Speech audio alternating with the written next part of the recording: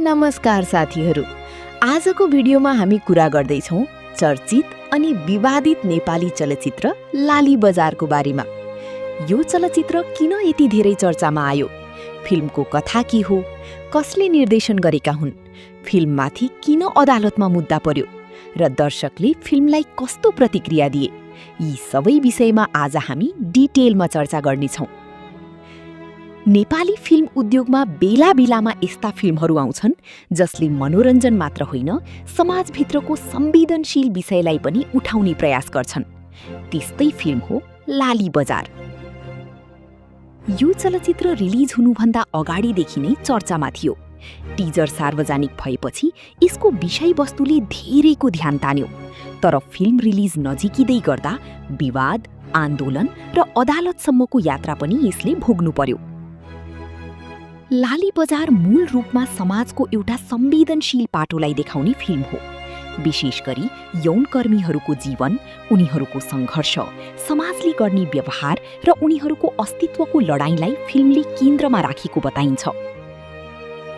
फिल्ममा समाजको बाहिरी चमकभित्र लुकेका पीडा, गरिबी, शोषण र मानव सम्बन्धका अनेक पाटाहरू देखाइएको छ।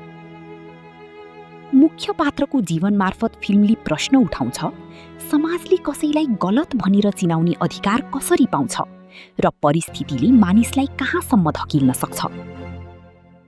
फिल्मको टोन भावनात्मक, सामाजिक र यथार्थपरक रहेको बताइएको छ।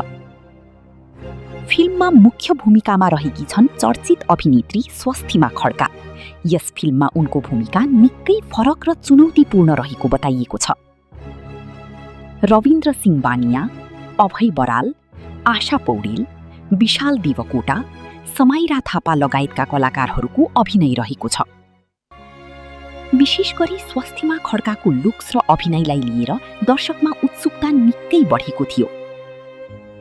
फिल्मका लेखक तथा निर्देशक हुन् यम थापा।